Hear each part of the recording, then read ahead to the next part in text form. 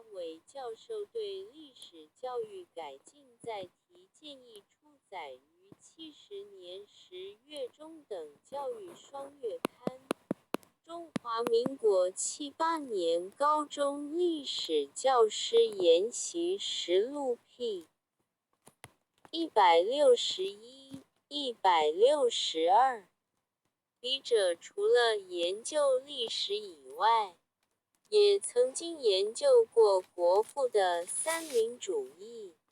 他与释迦牟尼差不多，说理常是对方教育水准而有多种不同的说法。国父民族主义的主张就有这种现象。处在后世的我们上探国父的深意，绝不能固执在某一点上，而需做通盘的了解，这样才能善体国父的真正意思。根据我的研究，国父提倡的民族主义，显然分为3个阶段进行。第一阶段，即是推翻满清政府以前，强调外族理论，以驱逐鞑虏为口号，鼓励国人推翻满清政府。第二阶段是推翻满清政府以后，必须提倡中华民族内部的团结。这对笔者提倡本国史改革有密切关联。此为读者易于了解起见，特将国父守着三民主义本中一段话引述如下：复汉族光复，满清倾覆，不过其达到民族主义之一消极目的而已。从此当努力猛进，以达民族主义之一积极目的也。积极的目的为何？即汉族当牺牲其血统、历史与夫自尊自大之名称，而与满蒙回藏之人民相见以诚，合为一炉而治之，以成一中华民国之新主义，如美利坚之和黑白数十种之人民，而也成一世界之冠之美利坚民族主义，斯为积极之目的也。吾足云乎哉？夫以世界最古最大最富于童话力之民族，加以世界之新主义，而为基，即之行动，以发扬光大中华民族，吾觉不久必能驾美超欧，而为世界之冠。此故理有当然，是所必至也。国人其无馁。中华丛书，国父遗教三民主义总集484页至485页。第三阶段即是国父在民族主义第6讲中最后说的，将来中国强盛以后，绝对不能学帝国主义去侵略他国，而应该济弱扶倾，扶助弱小民族，而且要用固有道德和平为基础，领导世界进入大同之治。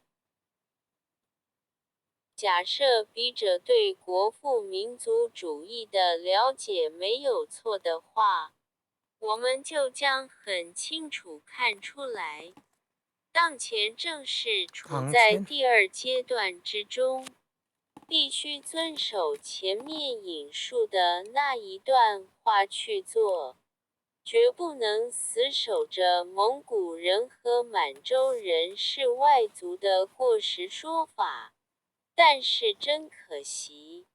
我国教育当局没有注意及此，始终还坚持对民族国家不利的说法。说到这里，我郑重地向当前的执政者说，根据我研究世界历史所得到的教训来说，民族主义是两面刀，提倡德法可以使一个国家民心兴盛起来，民族了，如19世纪的德意统一、日本明治维新等，这都是提倡德法收到好效果的例证。但是民族主义提倡不德法，就可以使一个国家民族瓦解衰落，如过去兴盛极于一时的奥匈帝国与鄂图曼帝国，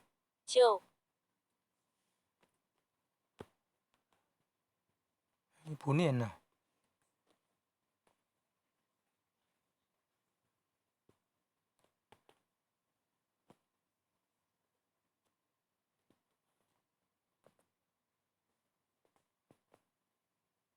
就是在不正确的民族主义之下趋于瓦解分裂。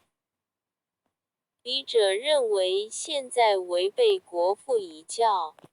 仍然死守着的外族理论，就是宣导民族主义不正确的例证，将来非导致中华民族分裂不可。假设执政当局能明白这一点，您就需急切起来从事国史改进的工作。国史改进的工作是轻而易举的工作，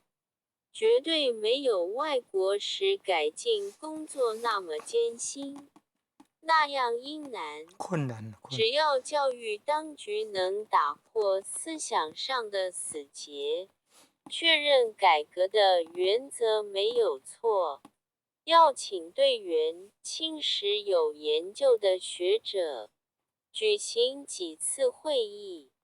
元清时代汉蒙与汉满合作情形等就很容易可提供出来，国史课本也就很快修改成功。这种对民族国家有很大贡献的工作，为什么不赶快去做？星号162。部分文字错误，那个是拍照了